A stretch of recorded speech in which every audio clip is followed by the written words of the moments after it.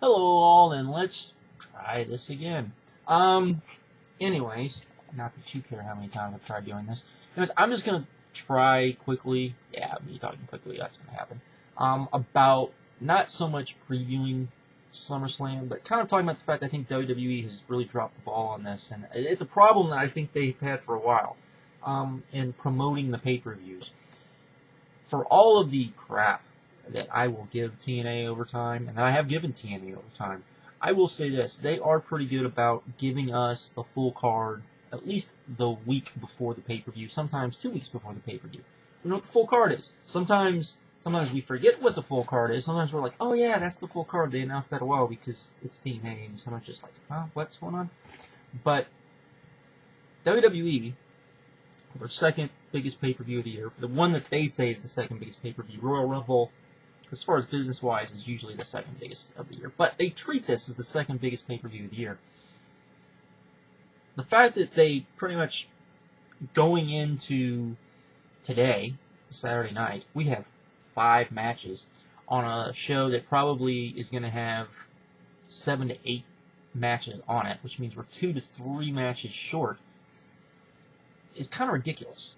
Now, yes, you had the CM Punk stuff, and you had to slowly build that, and you had to really wait 2 weeks till the pay-per-view to really build that up.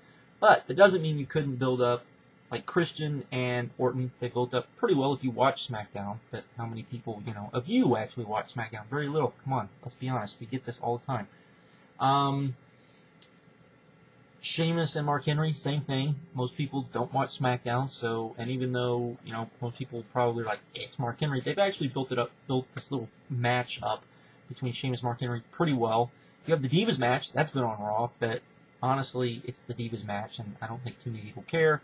And then you have Wade Barrett and Daniel Bryan, which happened just this past week or just yesterday, on SmackDown. Again, it's SmackDown. Now, maybe you can argue, maybe WWE can argue, oh, well, the people that watch SmackDown, that's more of the diehard fans. Those are the people more likely to buy the pay-per-views, except remember when SmackDown did their own pay-per-views and they pretty much sucked buy rate-wise? Yeah. Comparative to the Raw pay-per-views? Yeah. Okay, so that's not gonna work. So yeah, that's pretty much all we have, and that's pretty bad. I really think that, a week ago, we should have had, the complete card. We should have known the complete card so that they could have built up the complete card and made it seem like a big deal. Made it seem like it is the second biggest pay-per-view of the year, particularly when you only have 4 weeks to build it up.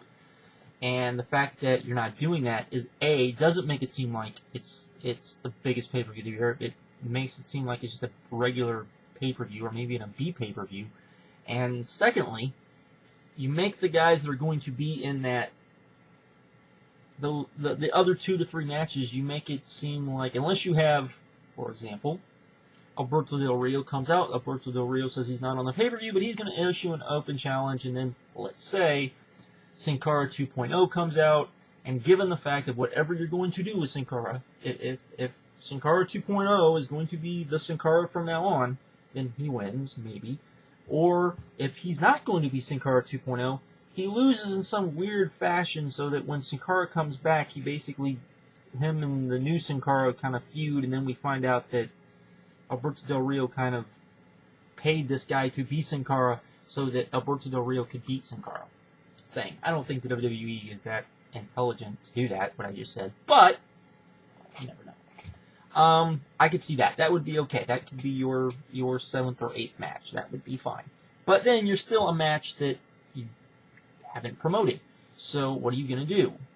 You make it seem like these guys aren't important. You make it seem like these guys aren't worth in people's minds, because you have to convince people that these people are important, that the wrestlers in the ring are important, that they're superstars, and you have to treat them like superstars, and when you don't promote them on the show, you do not treat them like superstars, which gets us right back to the fact that they haven't been able to make any superstars for 5 years. 5-6 years. So there we go. There's kind of my thing on that. So I will be back tomorrow with my SummerSlam thoughts, but I definitely don't think they have done a good job of promoting this at all. They tried to promote this as a one-match show, but if they were going to promote this as a one-match show, then it should have been promoted as a one-match show for 4 weeks. But you didn't have 4 weeks, which means then you need to promote the show, and you need to kind of stock up the show so that by the time you actually get to the where, oh, this is going to be the main event, it seems like such a much bigger deal. This is my opinion. I could be wrong. Who knows? But anyways, with that, I'm out. Have a good one. Oh, and Nigel's back, though he's back in Ring of Honor, though only on color commentary. But hey, at least he's back, right? Anyways, late.